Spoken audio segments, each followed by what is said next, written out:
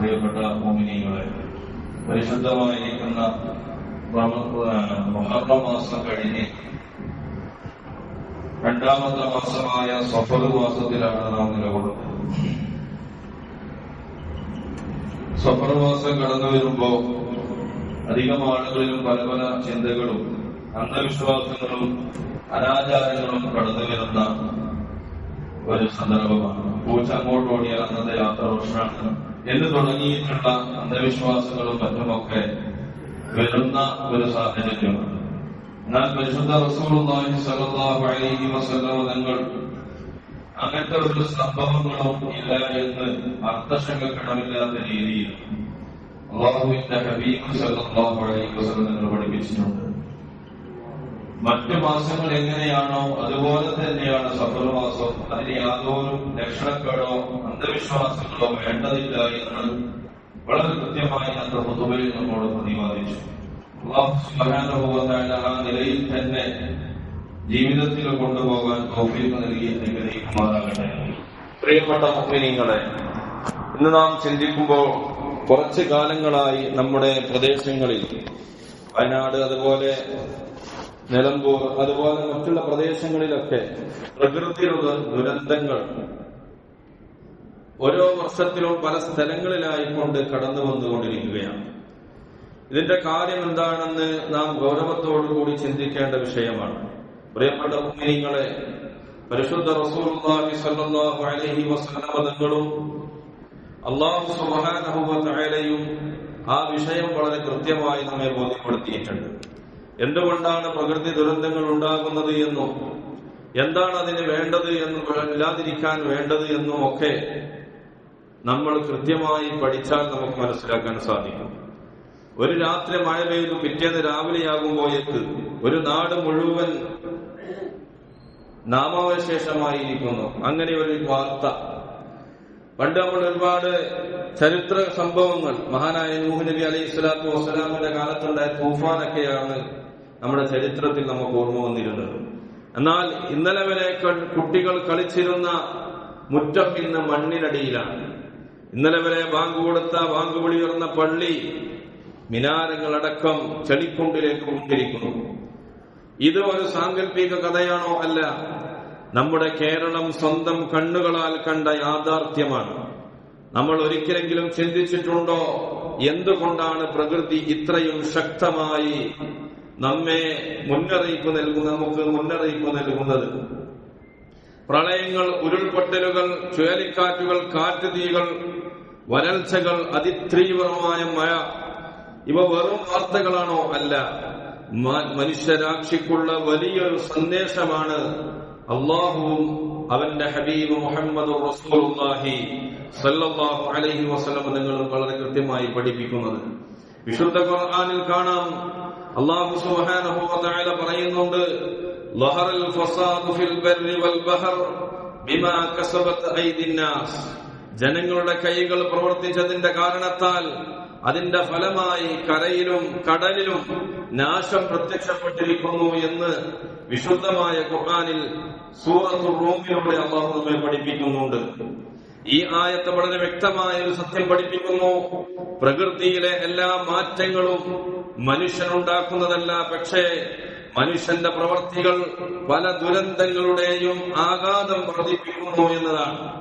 അല്ലാഹു മറ്റൊരു സ്ഥലത്ത് പറയുന്നതായി കാണാം, വമാ അസ്വാബകും മിൻ മുസീബത്തിൻ ഫബിമാ കസബത് ഐദീകും വയഅഫു അൻ കസീർ. നിങ്ങൾക്ക് ബാധിക്കുന്ന ദുരന്തങ്ങളിൽ പലതും നിങ്ങളുടെ കൈകൾ ചെയ്തതിന്റെ ഫലമാണ്, എന്നിട്ടും അല്ലാഹു പലതും പുറത്തു തരുന്നു എന്ന് സൂറത്തുൽ ശൂറയിലൂടെ അല്ലാഹു നമ്മെ ബോധ്യപ്പെടുത്തുന്നു. ഓരോ പ്രളയവും, ഓരോ ഭൂകമ്പവും, ഓരോ ദുരന്തവും ഒരു വ്യക്തിയുടെ പാപത്തിനുള്ള ശിക്ഷയാണെന്നല്ല ഈ പറഞ്ഞുകൊണ്ടുവരുന്നത്. മറിച്ച് ഇസ്ലാം അങ്ങനെ പഠിപ്പിക്കുന്നുമില്ല.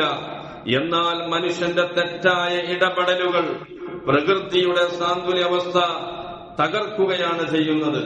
അതിന്റെ ഫലം എല്ലാവരും അനുഭവിക്കേണ്ടി വരുമെന്നതാണ്. നബി സല്ലല്ലാഹു അലൈഹി വസല്ലം പറയുന്നുണ്ട്, മഹാനായ അബൂബക്കർ സിദ്ദീഖ് റളിയല്ലാഹു അൻഹു നിവേദനം ചെയ്ത ഹദീസിൽ കാണാം, സമിഅതു റസൂലുള്ളാഹി സ്വല്ലല്ലാഹു അലൈഹി വസല്ലം യഖൂൽ, നബി തങ്ങൾ പറഞ്ഞതായി ഞാൻ കേട്ടു എന്ന് മഹാനായിരിക്കുന്ന അബൂബക്കർ സിദ്ദീഖ് റളിയല്ലാഹു അൻഹു പറയാണ്. എന്താ പറയുന്നത്? ഇന്നന്നാസ ഇദാ റഅു ളാലിമ ഫലം യഖുദു അലാ യദൈ ഔശക അൻ യഉമ്മഹുല്ലാഹു ബിഇഖാബിൻ മിൻഹു. അനീതി ചെയ്യുന്നവരെ കണ്ടിട്ടും തടയാൻ ശ്രമിക്കാത്ത സമൂഹത്തിന് അള്ളാഹുവിന്റെ പൊതു ശിക്ഷ വന്നേക്കാമെന്ന് മുത്തുനബി സല്ലല്ലാഹു അലൈഹി വസല്ലം നിങ്ങൾ പഠിപ്പിക്കുന്നു. അതുകൊണ്ട് ദുരന്തങ്ങൾ സംഭവിക്കുമ്പോ ആദ്യം ചെയ്യേണ്ടത് കുറ്റപ്പെടുത്തലുകളല്ല, അവിടെ അങ്ങനെ ചെയ്തു അവിടെ ഇങ്ങനെ ചെയ്തു എന്നതല്ല, മറിച്ച് ഒരു ആത്മപരിശോധനയാണ്. എന്താണ് പ്രകൃതി ദുരന്തം എന്ന് പറയുന്നത്? പ്രകൃതിയുടെ സ്വാഭാവിക പ്രവർത്തനങ്ങളുടെ ഭാഗമായി ഉണ്ടാകുന്ന വലിയ മാറ്റങ്ങളെയാണ് പ്രകൃതി ദുരന്തങ്ങൾ എന്ന് പറയുന്നത്.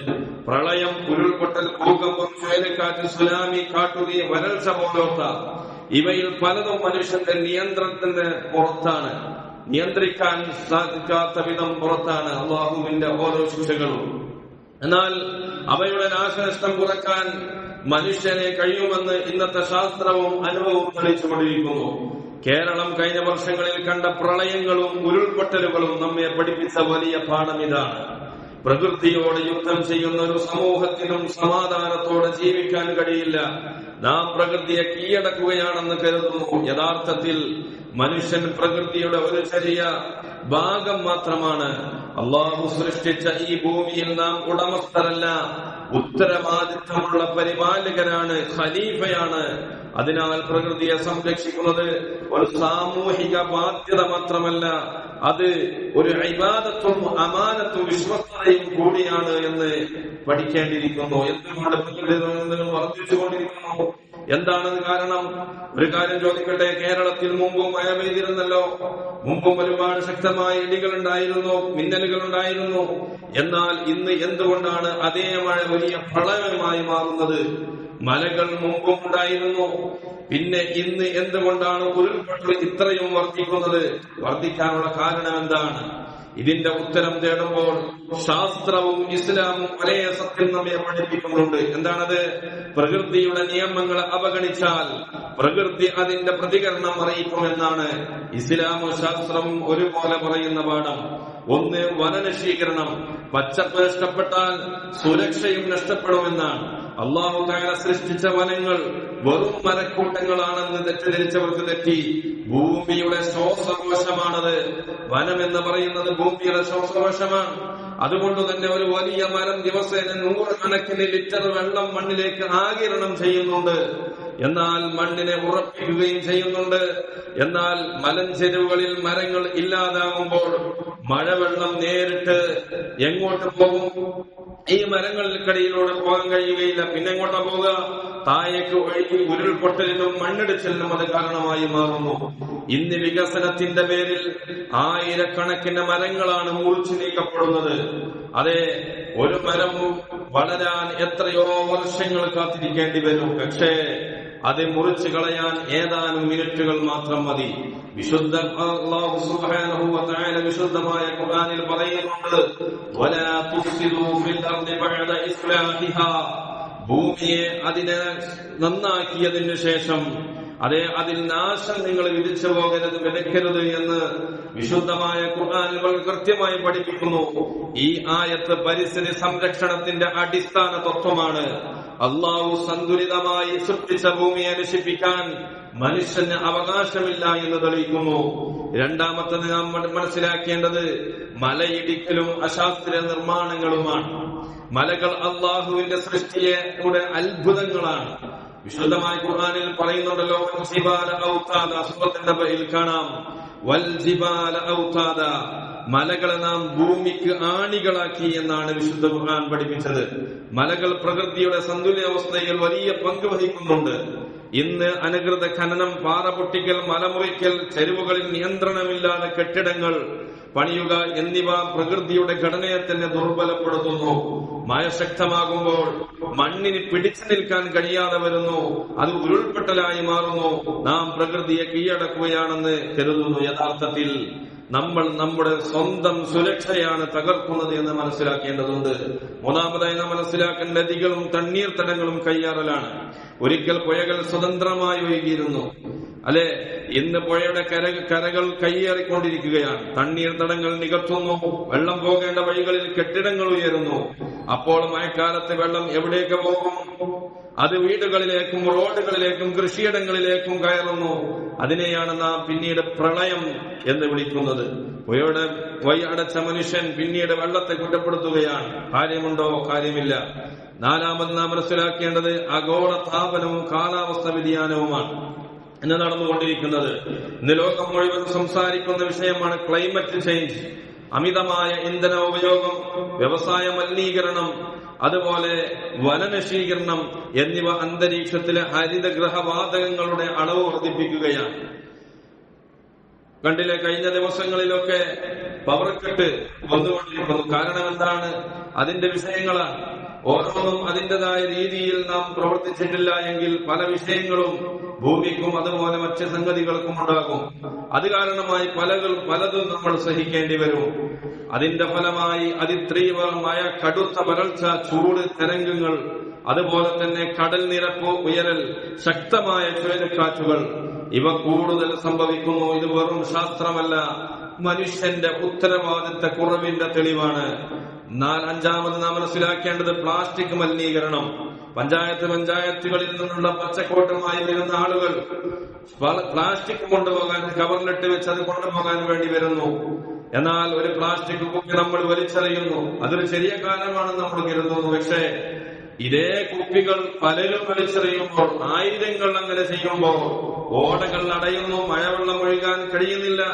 ചെറിയ മഴ പോലും വലിയ വെള്ളക്കെട്ടായി മാറുന്നു.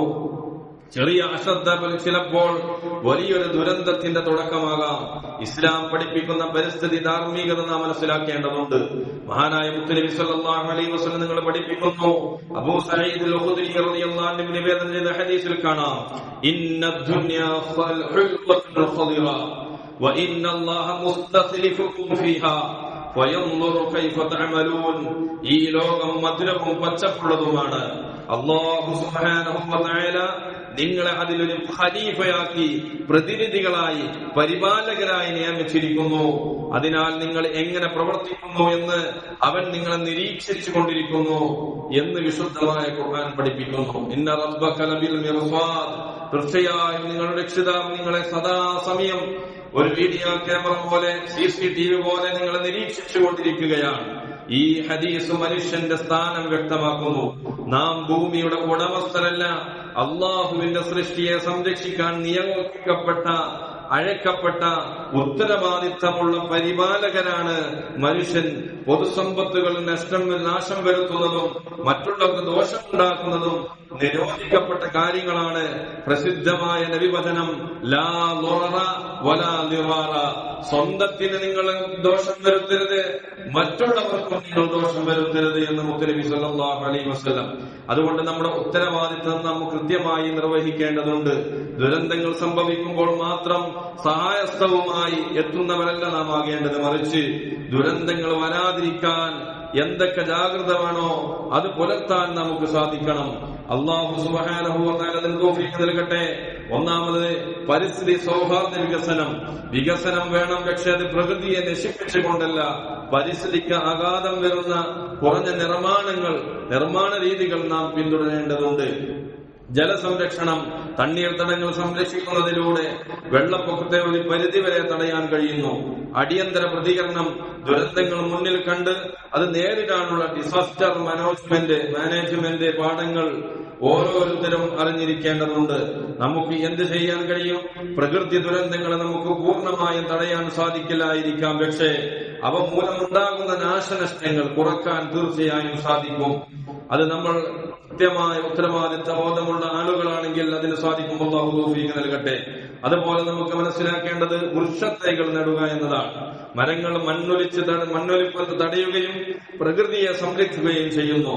മാലിന്യ സംസ്കരണം, അതായത് പ്ലാസ്റ്റിക് മാലിന്യങ്ങൾ തള്ളുന്നത് ഒഴിവാക്കി പ്രകൃതി സൗഹൃദമായ ജീവിതശൈലി സ്വീകരിക്കുക എന്നതാണ്. ബോധവൽക്കരണം, ദുരന്തങ്ങൾ ഉണ്ടായാൽ എങ്ങനെ പ്രതികരിക്കണമെന്നതിനെ കുറിച്ച് കൃത്യമായ ധാരണ നമുക്കുണ്ടായിരിക്കണം. അത്യാഗ്രഹമാണ് ഏറ്റവും വലിയ വില്ലൻ.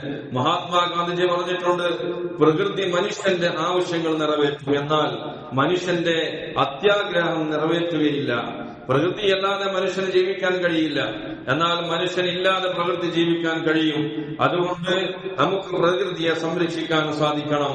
അല്ലാഹു തആലയുടെ സൃഷ്ടികളെ ആദരിക്കാൻ സാധിക്കണം.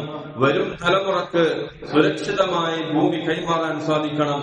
അതുകൊണ്ട് പ്രകൃതി ഋതങ്ങളും വീടുകളും പാലങ്ങളും തകർക്കുക മാത്രമല്ല, മനുഷ്യന്റെ അഹങ്കാരത്തെയും തകർക്കുന്നു. ഇന്ന് മനുഷ്യൻ ശാസ്ത്രങ്ങൾ അത്ഭുതങ്ങൾ സൃഷ്ടിക്കുകയാണെന്നാൽ ഭൂകമ്പം തടയാനോ, ഒരു ഉരുൾപൊട്ടൽ നിർത്താനോ, ഒരു സുനാമിയെ തിരിച്ചയക്കാനോ, കൊറോണയെ തിരിച്ചയക്കാനോ മനുഷ്യന് സാധിക്കുന്നുണ്ടോ? ഇല്ല. കാരണം മനുഷ്യൻ സൃഷ്ടാവല്ല, സൃഷ്ടിയാണെന്ന ഒരു ബോധം മനുഷ്യനുണ്ടാകണം. അതാണ് വിശുദ്ധ ഖുർആൻ എപ്പോഴും പഠിപ്പിക്കുന്നത്.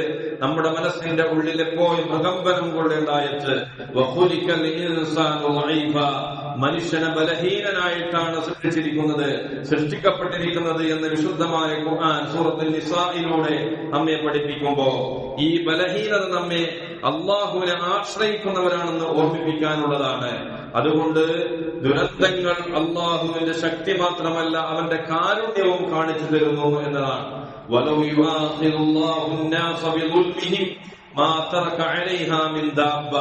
മനുഷ്യരുടെ പ്രവർത്തനങ്ങൾക്കനുസരിച്ച് അള്ളാഹു അവരെ ശിക്ഷിക്കാൻ പിടികൂടാൻ തുനിഞ്ഞാൽ ഭൂമിയിൽ ഒരു ജീവിയെയും അവൻ ബാക്കിയാക്കുമായിരുന്നില്ല. സൂറത്തുൻ നഹൽ. നാം അനുഭവിക്കുന്നത് അള്ളാഹുവിന്റെ പൂർണ്ണ നീതിയല്ല, അവന്റെ അതിരില്ലാത്ത കാരുണ്യത്തിന്റെ നിഴലാണ് എന്ന് നമുക്ക് ഓർമ്മ വേണം. അതുകൊണ്ടാണ് വിശുദ്ധമായ ഖുർആൻ അല്ലാഹു പറഞ്ഞത്,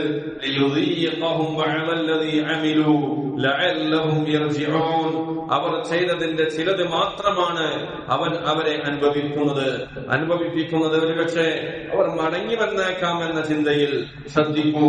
അല്ലാഹു പറഞ്ഞത് ചിലത് എന്നാണ്, എല്ലാം എന്നല്ല. അതാണ് അവന്റെ കാരുണ്യം. അതുകൊണ്ടാണ് ഓരോ പ്രകൃതി ദുരന്തവും ഓരോ മുന്നറിയിപ്പും അള്ളാഹുവിലേക്കുള്ള മടങ്ങി വരലിന്റെ ഒരു അവസരം കൂടിയാണെന്ന് നാം മനസ്സിലാക്കേണ്ടത്.